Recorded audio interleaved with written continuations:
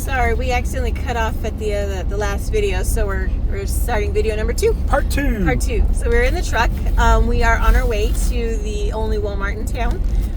Our son comes home from Colorado next week, and in our place we just need another set of stuff for his shower, so he can put up his shampoo and conditioner and everything. It's just kind of sitting on the shelves that are already there, so we want to buy some other stuff to liven it up a little bit, make his bathroom cute again. So getting ready for him to come home. Oh yeah. So let me tell you guys a little bit about Covington. Covington is a super small town. Once again, as I said, that is 5,700 people. It was first settled in the area about 1745 and has pretty much been a county ever since. The closest main towns are Clifton Forge, and I think it was screw it, I can't remember.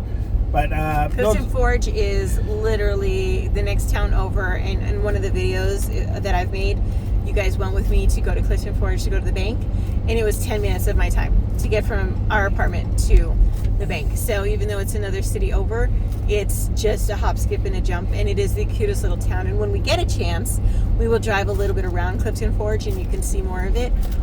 It is just like Covington. It's just small and cute and just very well taken care of for the most part. It really is adorable. And as we're driving, the back, you can see kind of what the view looks like. And of course, that's just behind us. Wait till we show you in front of us, which you're going to see 90% of our videos are all going to show the front that of how gorgeous it is. So. Oh yeah.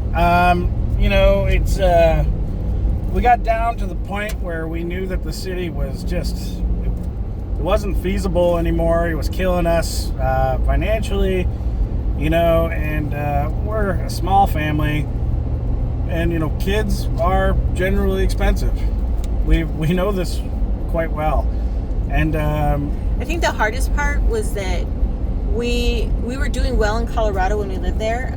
We were both working full-time jobs. We were both federal at that time. But on paper, we looked really good. We looked like we were doing really well. But we really weren't, because every dime was going to where we lived, which is almost $3,000 a month. Plus, we had our child. We had our son. He has a daughter, but she lives with her mom in Michigan? Missouri. I have my daughter. She's 25, or will be 25, and she's in New Mexico with my family. So just for 3 of us, me, his son, and him, we were barely scraping by, which is what caused us to move out here. Because his mom and his stepdad live here, and they kind of explained how much of a cheaper lifestyle it is. Yes. So we were happily excited, and we moved out. Like, we did everything we could to move out to Roanoke, Virginia. And don't get us wrong, it was nice. It was definitely cheaper. But we were hit with a lot of things right away. Like, if you want, sorry. Yeah. If you do make a move out here to Virginia, you just have to realize a couple different things. One is that, yes, things are cheaper, but jobs out here scarce, and they don't pay that very much. I was a federal employee in Colorado at a GS 11, making almost $80,000 a year, just my income, which a few years ago I was pretty good. It was decent money. I came out to Roanoke, and they couldn't match my pay. So all I could get was a GS 7, which was only $60,000, I think, which in the beginning was okay, but it still was a struggle because we were used to our income being higher. Yes. So we just assumed our income would remain the same when we moved out here from Colorado. We were wrong.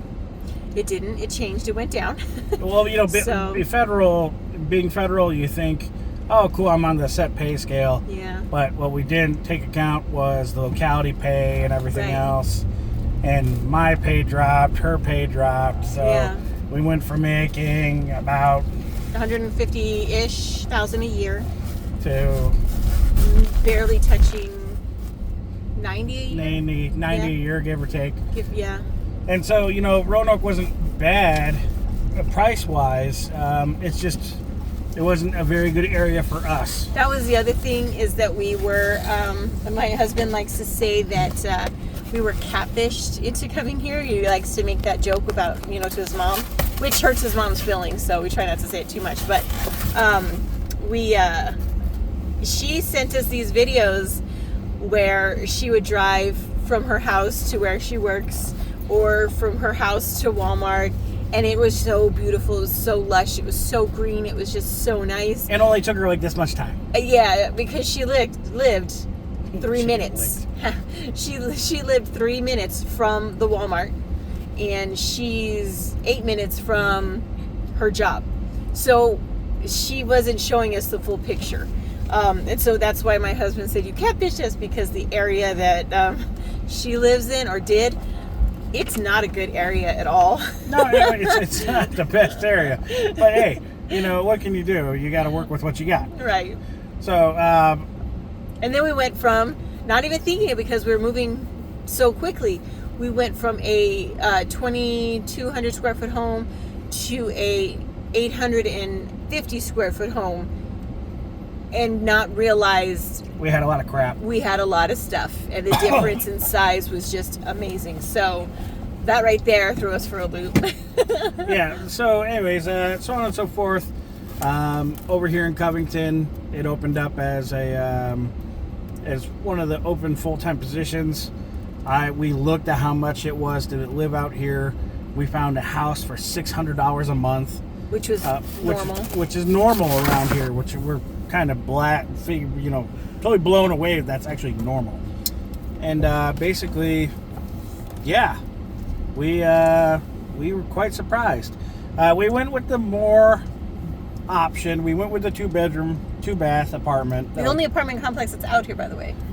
That's not Section 8. Yeah, it's not Section 8, and it's actually a really nice apartment complex for what it is out here. Yeah. But anyways, if you are a small family, if you are a remote worker, a streamer, someone that wants a cheaper place to live, young families, this place is open.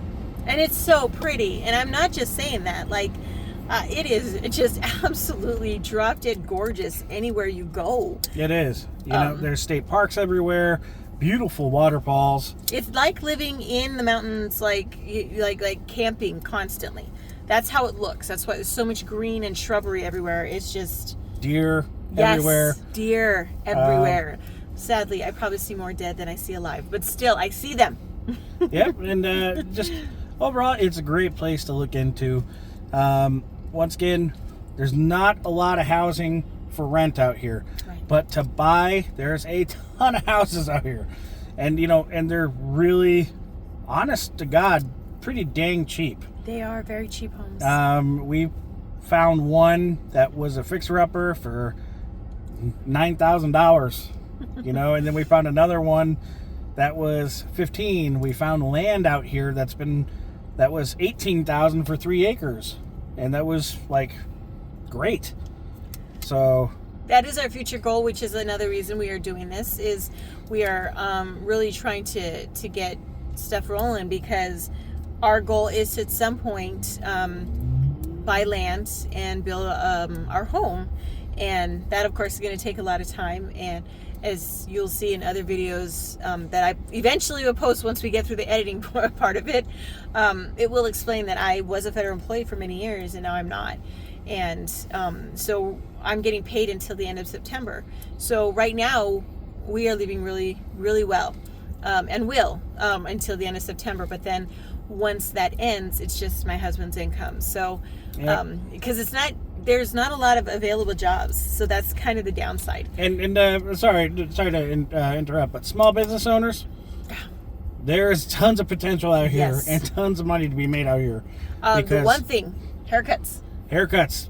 If you do haircuts, you're a salon or a barber, this place, you're in desperate need. Yep. But anyways, we're about to reach our time limit. Yep. So we love every single one of you. You guys are awesome. And please follow, share, and we'll see you around. We'll see you soon. Bye. Later.